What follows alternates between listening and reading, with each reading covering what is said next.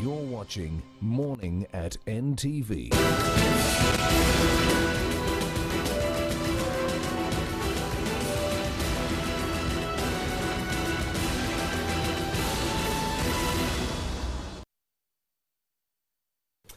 Makerere University is Uganda's oldest university. It is one of those universities in Africa that people pride in. It has produced some of the greatest men and women on not just this continent, but world over. It's done some incredible things. But this university is struggling majorly financially, struggling because some will say management issues and a plethora of other things. And every so often there will be a strike by the lecturers because they've not been paid what's due to them, and then the students will, you know, follow suit. Why? Because if no one is teaching them and yet they are paying to be taught, there is a problem. So this morning we seek to understand what is the genesis of all this trouble, and after diagnosing that, hopefully we can prescribe a remedy, a long-lasting remedy. You want to have something that works not just for one semester, but that 10, 20, I don't know how many years later, it's still going on strong. And this morning we speak to Professor Venantius Barriamureba. He is a former Vice Chancellor of Makerere University, but this morning we have him especially in his capacity as an educationist. He has been around since he was at Makerere. He now heads the Council of MUBS. It would be good to hear his thoughts. Professor, good morning. Good morning. How are you? Very fine. Where have you been? You've been kind of quiet. I've been in this country. You've been busy. Busy, but I do most of my work outside Uganda, so that's why I don't see a lot. Good for you. So you achieved your middle income status already. You know, this morning we're talking about middle income status, what some people call middle income status. Hopefully we can learn a thing or two from you. But the one for Uganda is far, far, far away for all of us. Hey.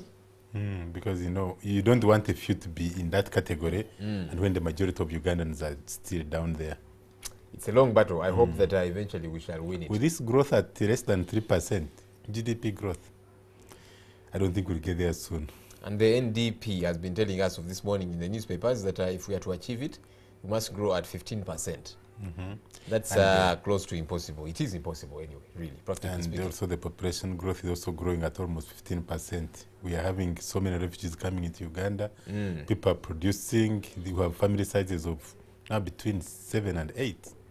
So, anyway, one of these days then we should also talk about these things, so that we hear your mind on the economy as well, on politics, because you're also a former presidential candidate.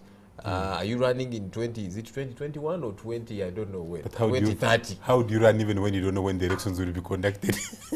Anyway, there's a court case that's ongoing. It's going to be happening in Bale. We are following up on that to see how it plays out.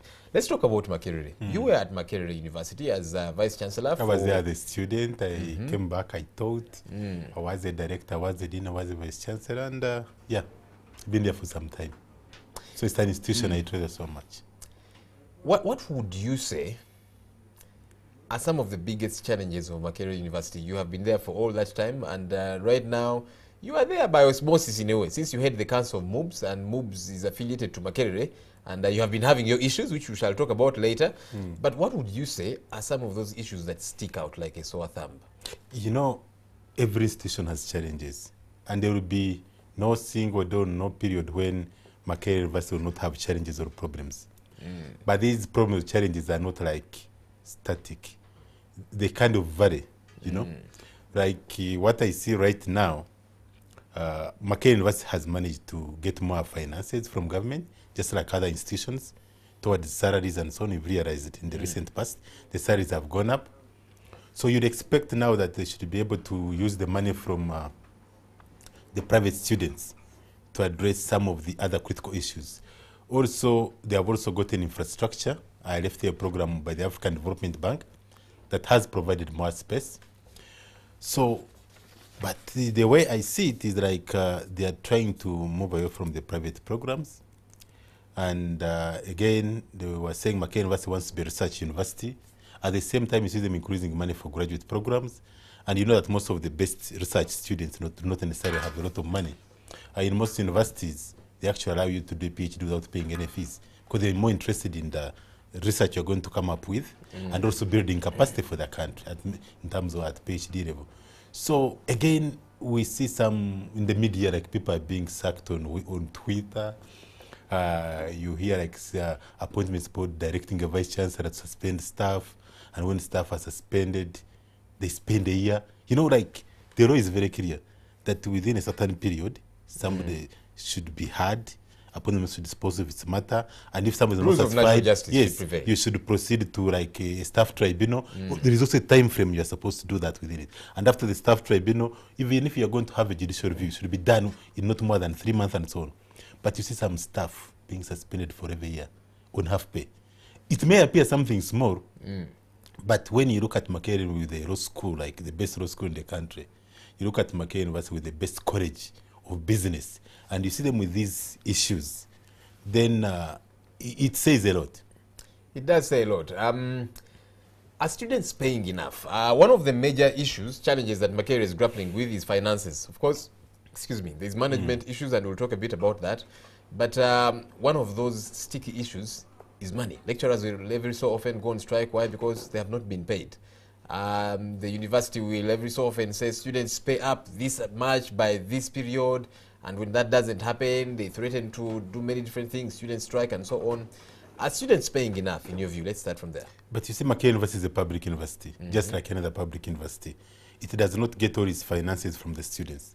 It gets finances from government, it gets some finances from donors for research and so on. So you've seen the recent past, the main challenge was salaries. The salaries have gone up in all public universities. So when you look at the private programs, private programs are supposed to kind of, some of the money that comes from them is supposed to sustain them. I remember when I was still at Makerere, as a dean, we were being given 50% of the money that we get from private programs. And it was sufficient to run those programs. So, but when I was there as VC, these programs were still running. When I left, Council came up with a very, very bad policy. If it was in Trump's coming to call it a stupid policy of saying that you get, you increase salaries of staff by 70%. That's so-called incentive. And I wrote in the mail and told them they are committing suicide. And they have failed to pay it because it was so high. You cannot increase salaries of staff by 70% when at the end of every year you still have domestic arrears. You've not like cleared everything. So where would that money come from? So they did that. In a way, it was eating into the money for private programs. Money was now centralized again to move away from the colleges, which was a bad thing. Now the college started withdrawing from private programs. And that's how private programs started getting issues. Now, instead of looking at how to resolve that issue, I had in the recent past saying, no, we are no longer interested so much into private programs, let the colleges run them on their own. At first they were saying they are going to scrap them, you know, and then they changed their position. So all these are real issues, and I think they need to sit down as a council, as a management, and look at these issues and address them. And about government, because like you said, it's a public university, government makes a contribution, or is yes, supposed but to. You Is see government making why their I say fair the council and management should address these issues. The government cannot be everywhere. You don't expect the Minister of Education and Sports to go to Makerere and say, how do I help you? Look, Makerere University wants to be a world-class university. So if you look at universities like Harvard, MIT, they are looking at how they can serve their clients, the students. They are having what we are calling our day programs. For them, evening programs, they don't teach them the way we teach. They have enabled, like ICT enabled education. You can be at home and you can study anytime. Other universities are having weekend programs. Look at universities in Kenya. They copied the evening program, weekend from Makerere. But they have transformed the institutions. They have very, very good evening programs, weekend programs, distance programs. And look at us here in Uganda, we are saying, we are withdrawing from that. How do you withdraw from that? When are the reading institutions supposed to take over majority of your stakeholders, the public institution? So I think some of these issues, the council must first sit down and management, they look into them and provide solutions. Make recommendations to the government instead of waiting for the government to come to Makerere. That's why there is a council. Let's break it down some more, Professor, because this finance thing, you know, many times it is sticky and again not too clear. When you look at the resource envelope of Makerere, how can it be, two things, how can it be utilized such that the university operates within its means, but also how can it be increased, because there are new needs that are coming up, because if the rate of inflation goes higher, lecturers will surely deserve to be paid better and many different things. You want to put up better structures. There are structures in that university that were written off a long time ago, but they still operate. Why? Because there's no money to put up new ones, and so you want to see how you balance that. How can that be done? operate within your means. That means use the little that you have frugally. But also, how do you increase that envelope? It is small, yes, but it's important that it grows because there's a lot of work that needs to be done. You see, there is this perception that Makerere University, like other public ones, it's a public institution. So the government should come in and address everything. But if you look at private universities that don't get any government funding, like Uganda Christian University, Uganda Matters University, and so on, these universities are running, and their fees are not... They're quite high. No, they're not that very high. Actually, most programs, undergraduate programs, where you have majority of the students, they are more or less the same. So the issue is, if government has, and in the recent past has increased money to Makerere University, you are aware. The salaries used to be at... many times it doesn't come on time and so on. Yes, I mean, like when I was VC, my salary was 3.7 million shillings. Now, a professor now earns about 7 million shillings. Twice what I used to, and that was about how many years ago? 5 years ago. So to me, the money has gone up. But again, you have to look at, you can't look at just public universities. You have to look at other institutions. Look at, let me give an example of these other tertiary institutions like colleges. Tertiary institutions. You can look at Kichwamba, Bushenyi, Technical College, Ergon. There are so many of these. This UCC, Kabara, and so on. They have staff with master's degrees, with a lot of experience. Even the principals of these institutions earn less than 2 million shillings. These lecturers, we call principal lecturers, who have a lot of experience, are still earning less than 1 million shillings. So, but a teaching assistant at Makerere is now earning over 2.5 million shillings. So in a way, when we are talking about the need more salary, you need to look at what's happening in the rest of the sector. But having said that, to me, I think even if you give Makerere University now, maybe twice or thrice the current budget, it will still have those problems. You need to address the underlying issues. And when you look at it, really, with all due respect, they border on incompetence. Yes. Break that down. You see it coming through. Let me give you an example like of the council. When recently you saw, they wrote to MOBS saying that they have unilaterally increased the fees of programs at MOBS. The postgraduate. Yes, and you see MOBS is an independent institution. It is a tertiary institution, but affiliated by law under Section 132 to award Makerere University degrees. They don't want it to award its own degrees. It would have gone the way of UMI, but he said no, for you, continue awarding Makerere University degrees because still have the name Makerere University Business School, but as an independent institution. So they write, a letter stays for 3 weeks, they don't write back to saying this is in error. You get what I'm saying? The principal moves rights, they don't reply. So, as the chair of council, I say this is a policy matter because the person brings it to my attention. I write. When I write, the first thing the chair of council says, I think that was communicated in error. Now, when a council sits, before I communicated the chair of Makerere's council, yes, replying to yours. Yeah, no, he didn't reply. He just gave comments to the media. You know, you say, I think that was in error. But before any resolution is communicated from council, you as the chair of council are supposed to look at what's going to be communicated. And when the secretary of council is communicating that resolution, you are copied in. The vice chancellor is copied in. At that stage, you're able to see, is this the right resolution or not? It goes to the academic registrar. Academic registrar also communicates, and you don't still see that problem. You only see it when you have written back to it, say, this is illegal, and you say, hey, there's a problem. So you realize that at times, either you don't know what you're doing, or you are doing the wrong things intentionally, like the other thing that started with, how you suspend staff and they stay on suspension for 1 year. It is illegal. But if these guys went to court, they would get a lot of money from the university. But many of them fear, you know. So to me, when it comes to this side of management, you've seen lots of decisions being communicated in the media, where somebody comes back and says, no, it is not true, it's something else. Why should you communicate things you're not sure about? Let's talk some more about this management thing. Could it be in error, and you will tell us, that a good professor in class, somebody who knows how to teach very well in class, we imagine that necessarily then they make a good manager of the university, or should we be looking out for competent managers from elsewhere who are not necessarily, good in class? Because you see, just because a certain surgeon is very good in theater, that does not necessarily make them a good manager of the hospital. Is that something maybe we need to tweak around? No, it is really relative. You can even get, you remember NSSF, it used to have lots of problems. It was not being headed by professors. So I think you have to have a system that identifies the right person.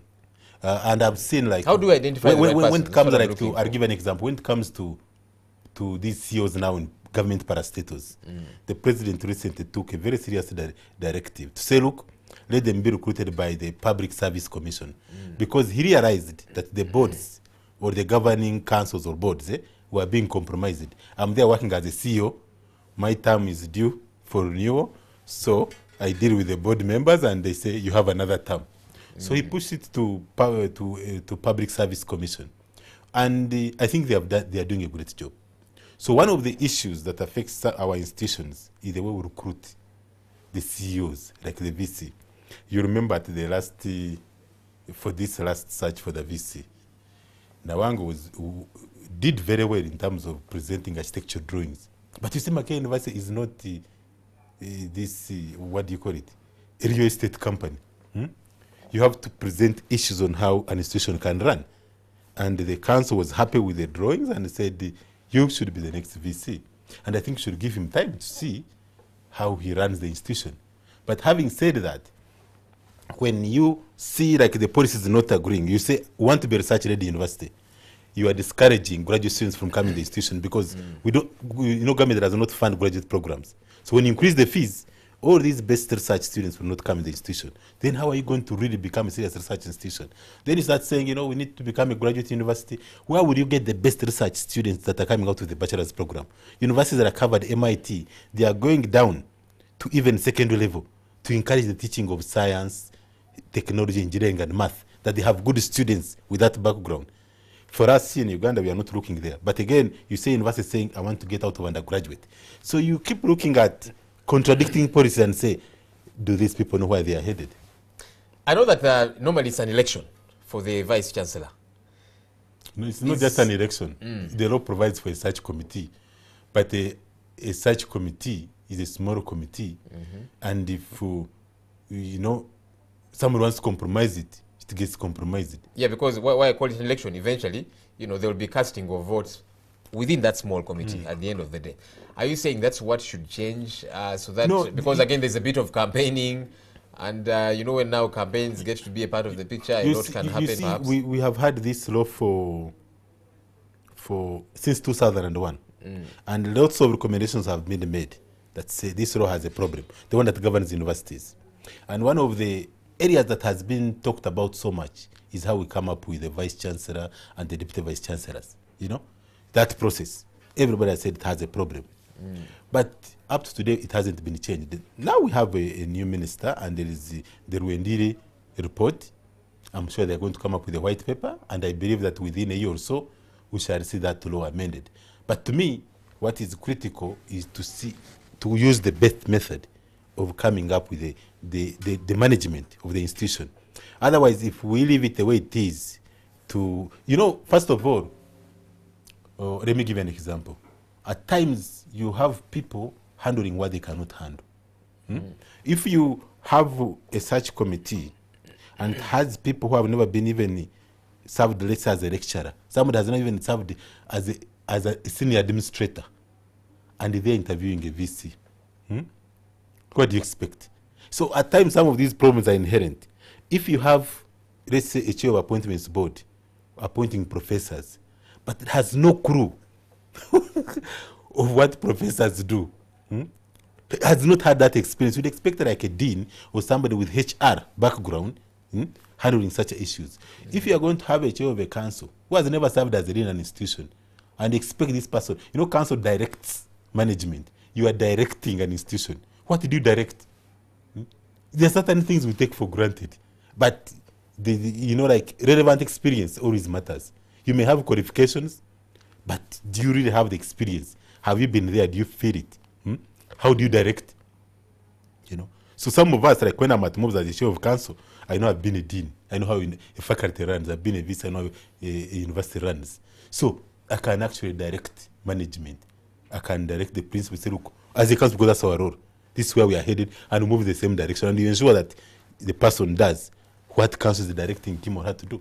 You talked about the McGregor Report. Do you see this report being acted on, it's not the first that we have had. There was the McGregor Report and a plethora of others, and it's always business as usual. And yet sometimes these reports, they actually make interesting recommendations, which perhaps if acted upon to an extent, there would be some change.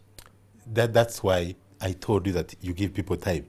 Like when, let me give you this example. When Professor Nawanga was DVC, Finance and Social at Makerere, he's the one who came up with those bad policies, what you call junk policies. And then when like which one? The one who's saying is 70% salary incentive. She's the one who pushed for it, that it is okay, centralizing resources. When it came to the campaigns, or when we were coming up to like for the position, said no, now we are going to reverse this policy. We are taking this money back to the units. It has not happened. You get it? So that's why I said allow people time to do what they're supposed to do. When it comes to the Minister of Education and Sports, I've seen lots of changes. So there is a new minister. We need to give her time to see whether she can deliver on that or not. But I'm sure within a year, you know, it's not only educational matters that are handled in Parliament. There are other, even in Cabinet. So that's why I'm saying within a year. Do you have faith this will happen? Because, you know, we have been in this place before, and it's business as usual, and then we get our hopes raised again, and it's from what I've read usual. so far, she's taking those matters seriously. And I think she will look into, she will ensure this white paper, even the PS of Education and Sports, is a very, very serious person. So I'm sure within a year or so, these things will be sorted out. Well, we are watching to see how things will we'll give them time, eventually. benefit of doubt. How do you think evening programs should be handled? Of course, that's a bit of a debacle when Professor Nangwe came up with a statement, and he eventually clarified, because people had construed him to mean evening classes are going to be scrapped. And he said, no, we are decentralizing them to college levels, such that colleges and schools deal with that. We are getting that baggage off ourselves so that we can have a bit of focus, deal with what we can, you know, bite off what we can choose, so to speak. But you see, they should, in a university like Makerere, with a very strong public relations unit, you know, even introduce communication officers at college level. You should not be in this situation and say, I have communicated, and the message I communicated was not where, you know, was misinterpreted. You should be able to communicate thoroughly. So when he as a VC of Makerere is saying that they are decentralizing these programs, colleges, you know, the government requires the university to remit all the money in the consolidated fund before it is spent. So this is not the time for him to say that colleges should handle the way they want. You should be able to have a good policy and say, we're empowering colleges to run these programs. They still remain university programs. You agree on how resources are going to be shared. Not say, let colleges run. If they want to run, they can run them. If they don't want to run, no. You're supposed to plan for the institution to say, as Makerere, this year we are going to have 30,000 students. In the next 5 years, should have 80. Because you see, many students are coming out of universal primary education, universal secondary education. So as a public university, you have to say, what is your role? You need to ensure that you need to tell us where you're going to be in the next 10 years. You know, for me, I remember when people were contesting for that VC position, people gave various figures. That this one, in the next 5 years, the student numbers will be at 50,000, 80,000, 100,000. So you need to give direction, but you cannot leave that one to the units. If you do that, so you're like having universities within a university, which I think is not a good policy. There's been talk about privatizing halls. That was a suggestion that was made some time back. It has not materialized. Recently, there was again something that was outed that as opposed to giving meals to students, let them be given 4,000 shillings. Parliament came in, and of course that has been put on hold. How, for especially efficacy, can this be handled? Because the university will sometimes say, you know what, this is too much on our plate. Let's try and lessen some bits of this. Also for proper running, because you see, when a private player is involved, they know that, look, my reputation is at stake, but I also have got to make money, so I've got to run a prudent system. I've got to cross every T and dot every I. Now, what you can think of as challenge could be that maybe students will have to pay up a little bit more than they are currently, because the private investor is saying, I want to sort things out. You know, I want to refurbish the halls. I want to make sure you have good meals and everything. And all of that comes at a cost. Yes, you see, outsourcing is done in many institutions. Even here within MTN, Uganda, the outsourcing.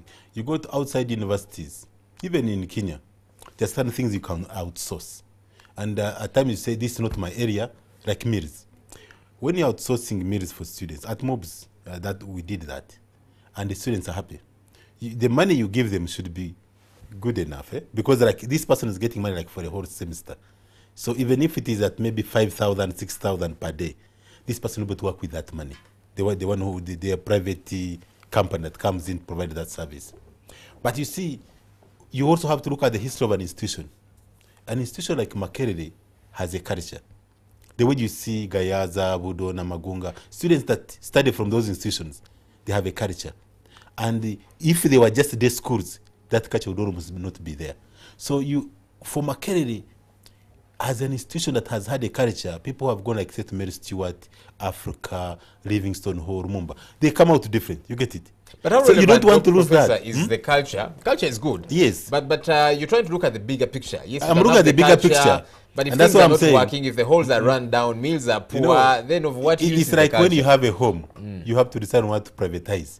But you cannot also privatize like matters of the bedroom. So what I'm saying is, Makerere can privatize meals, but I think they should go through on accommodation. You get it? You can privatize the issue of meals and so on. Because even outside universities, they partner with the private sector to have like, if they're able to construct halls on campus, like you bring private sector, then that is okay.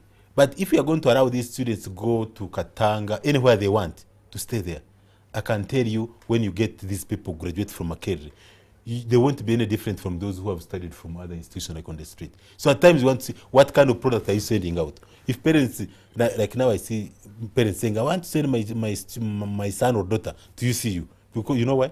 Because this has tried to put facilities on campus.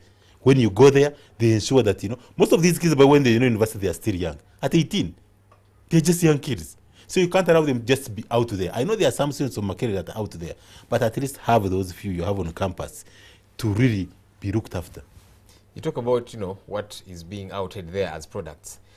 Are we churning out quality products? Are we from Makerere? Now that we talk about Makerere, do you think we are still on track? Because back then it was a big deal. It still is. We are number 4. The last I checked, Africa.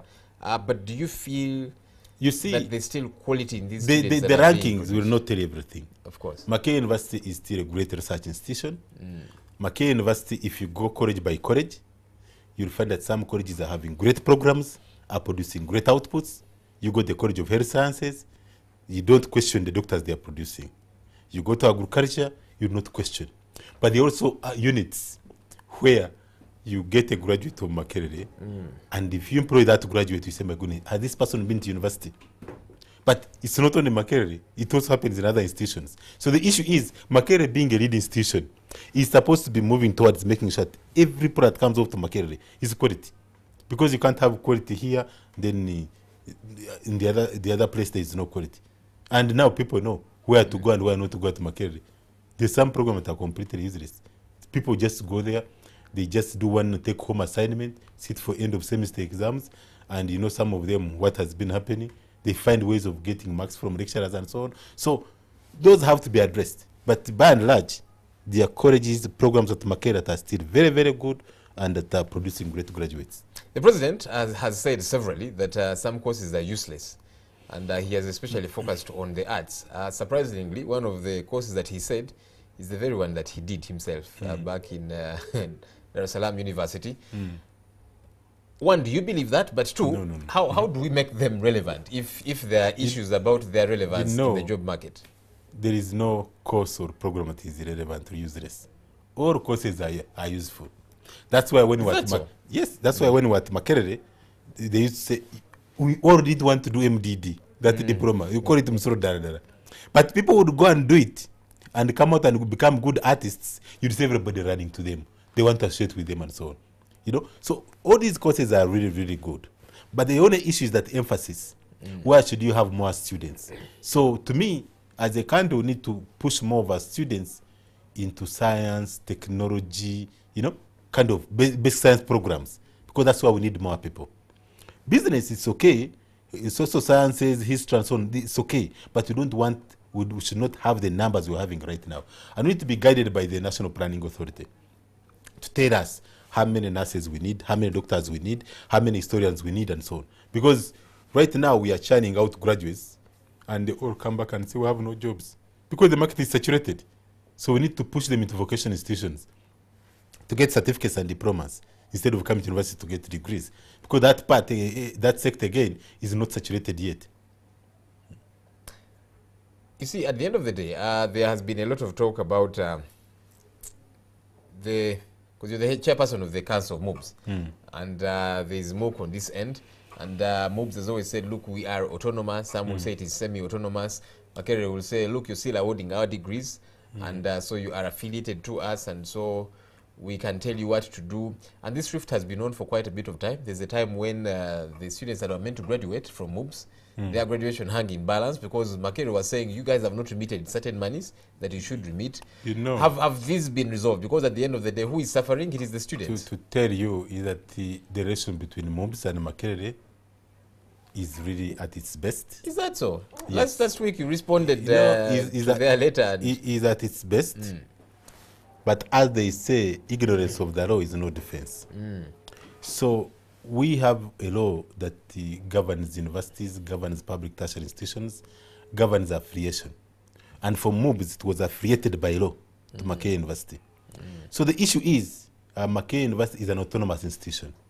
It is financially and administratively autonomous. So The business school, you mean? yes, Makerere University Business School is MOBS. Yes, Makerere University Business School. Because it has the word Makerere University, people tend to think it is part of Makerere. It is not. And it was, I think, because of keeping that name Makerere University Business School, they said award Makerere University degrees, not to cause confusion in the public. But having said that, you know, when we are charging tuition fees, it's for budget support. So it is the Council of MOBS that appropriates funds at MOBS within the budget. And we are the ones who fix the scales of fees for MOBS students, as much as they are getting Makerere University degrees. You know, there's a difference. Even in Mbara University today, can say, for this program, we want our students to get Makerere University degree.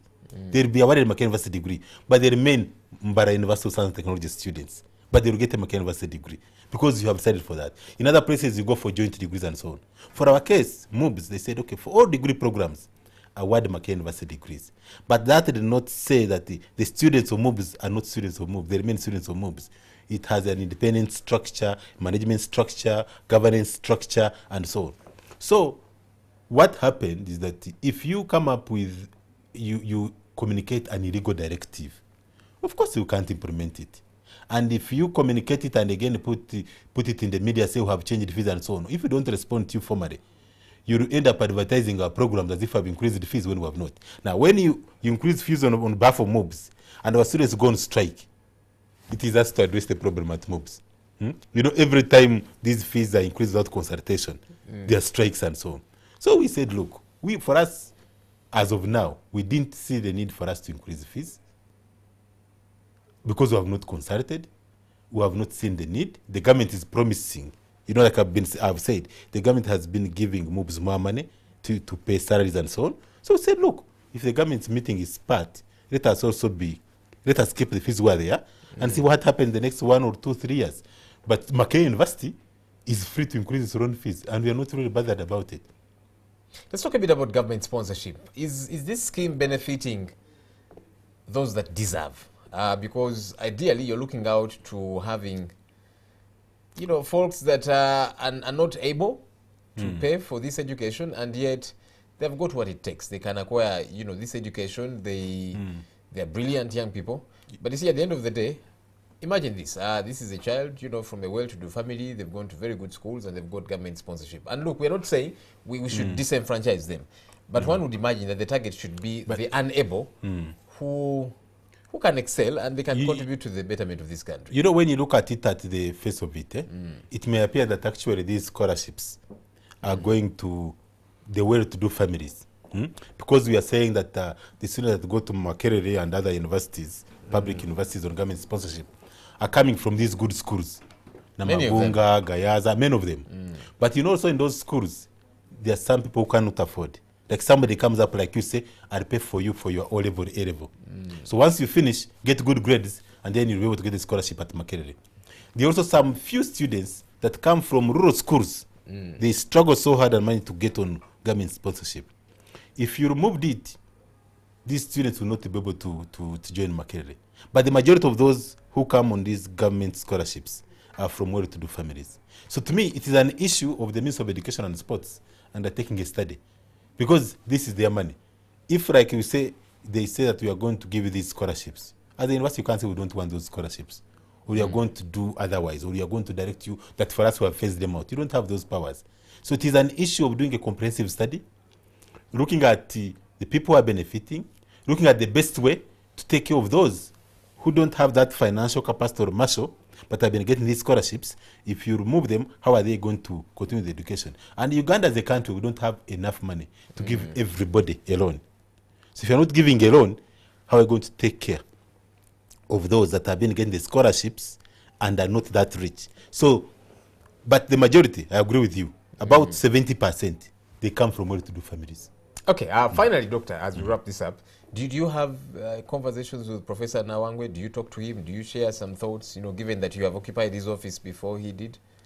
Where, you know, when I left Makerere, I handed over to Professor Dumba. Do you remember? And I told Dumba that I would support him. And I always mean my word. I said I would support him because I handed over to him, and I told him it is okay. And we talked. Whenever I needed my help, my support, I did. But whenever he came up with policies that felt to wrong policies, like that one where they were, him and Nawangwe were trying to come up with 70%, whatever, I told him, no, that policy you're committing suicide. I would write about them. For Nawangwe, he hasn't called me for any consultation. But at the same time, like I said, I don't recognize him as VC Makerere because he came in through a fraudulent process. Oh, but that's interesting. Yes, no, I don't. I made it public, officially. I thought they followed the law and so on. That search committee buried Makerere. They were compromised, they had their interests, and what they did, I don't believe in it. And even if they got an independent consultant today to go through that process, now we cannot even be number 3.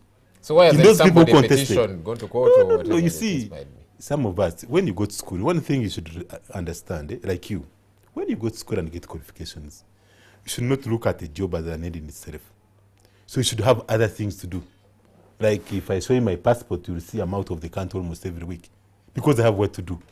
So when you're going to Makerere, it's to provide a service. Actually, me, when I left Makerere in 2012, I said I had finished. But when it came to this last time of 2017, there was a lot of pressure. Saying there's unfinished business, there is this, but I come back. At the last minute, I said, if it's about service, let me go back. But the way they handled their issues, I told them I will not recognize Nawangwe as VC, and I will not. Okay. So you cannot even invite me to a graduation ceremony at IRP. I cannot. But I want Ugandans to give him time so that he can be able to handle his mandate because he was given appointment instruments. Let him be given time to handle. But I would like to advise him, Makerere University is not a real estate company. He needs now to focus on the core of the university to ensure that things run the way they're supposed to run. Otherwise, Makerere University would have been a big trouble. Professor Venantius Barriamureba, thank you for talking to us this morning. Totally appreciate it. It's a pleasure being here. Thank you for coming. I'd like to be here again. We will have you sometime Yes. again. All right, that's it for today's edition of The Big Story. Thank you for joining us. My name is Joel Senyonyi.